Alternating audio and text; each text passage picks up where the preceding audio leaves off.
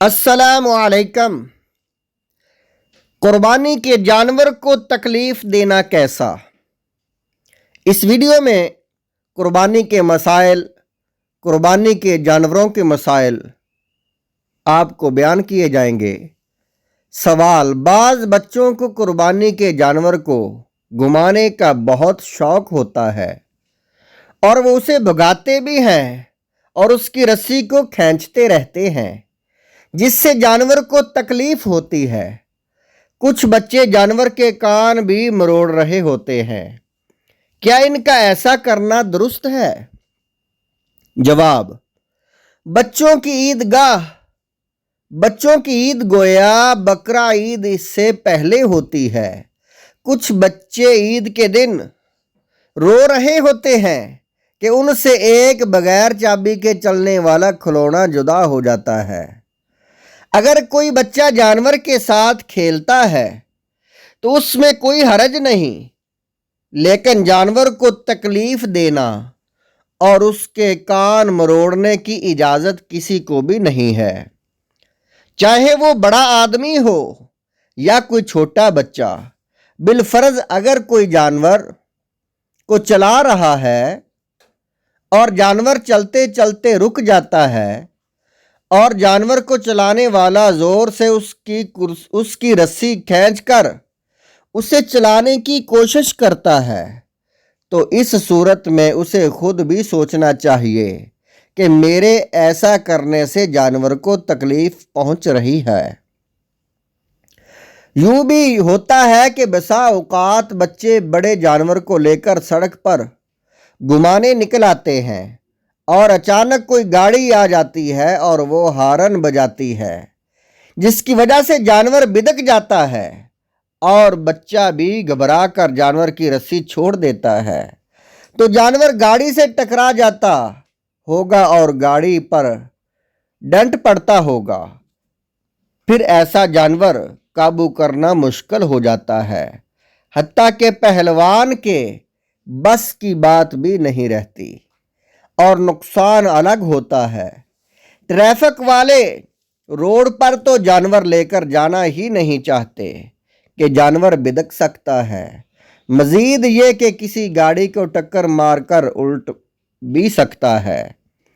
لہٰذا بہتر یہی ہے کہ جانور کو ایسی سڑک پر نہ لے کر جایا جائے جس پر ٹریفک ہوتی ہے۔ دوسرا سوال ہے، جانور کو ذبح کرنے کی احتیاطیں۔ سوال: قربانی کے جانور کو ذبح کرنے میں کیا احتیاط کرنی چاہیے؟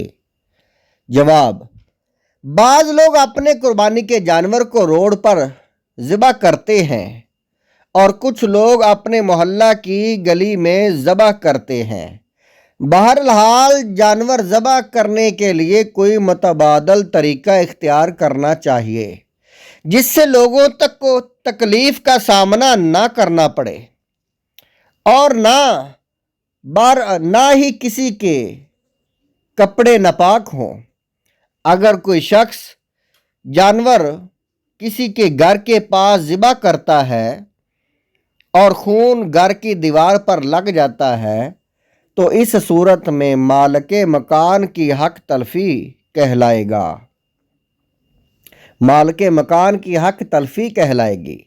اس سے معافی مانگ کر اسے دنیا میں ہی راضی کرنے کی کوشش کرنی ہوگی، وگرنہ آخرت میں اسے راضی کرنا بہت مشکل ہو جائے گا۔ مالک مکان کے بیٹے، نوکر یا مالی سے معافی مانگنے کی صورت میں معافی نہیں کہلائے گی، بلکہ مالک سے ہی معافی مانگنی ہوگی۔ عموماً لوگ معاف کر دیتے ہیں۔ غلطی سے خون کے چھینٹے دیوار پر لگ جانے سے معافی مانگی۔ اس طرح کا معاملہ ایک مرتبہ ہمارے ساتھ ہوا تھا کہ ہم نے قربانی کا جانور ذبح کیا تھا تو اس کے خون کے چھینٹے کسی کی دیوار پر لگ گئے تھے، تو میں نے حاجی عبید رضا کو ان کے پاس یہ کہنے بھیجا تھا کہ غلطی سے جانور کے خون کے چھینٹے آپ کے گھر کی دیوار پر لگ گئے ہیں، آپ ہمیں معاف فرما دیں۔ آپ چاہیں تو ہم آپ کے گھر کی دیوار پر نیا رنگ کروا دیتے ہیں۔ خیر انہوں نے مسکراتے ہوئے ہمیں معاف کر دیا تھا۔ داڑھی والے حضرات کو اس بات پر زیادہ توجہ دینی چاہیے، وگرنہ داڑھی مونڈے لوگ مولوی طبقے کو بدنام کرتے ہیں کہ دیکھو قربانی کر کے ہمارے گھر کی دیوار کو خراب کر دیا اور ہم سے پوچھا تک نہیں۔ یہ مولانا لوگ ہوتے ہی ایسے ہیں۔ دوسرے کی دیوار خراب کرنا شرعاً برا ہے، لیکن مولوی کو نشانہ بنا لینا یہ اس سے بھی برا ہے۔ دینی و مذہبی لباس والے کو لوگ الگ برا کہتے ہیں، یہاں تک کہ لوگ معاذ اللہ دین اسلام کو بھی برا کہنے سے گریز نہیں کرتے۔ اللہ تعالی ہم سب کو ایسے کفریہ کلمات اور ایسے بدسلوکی کے کلمات سے، ایسی گفتگو سے محفوظ فرمائے۔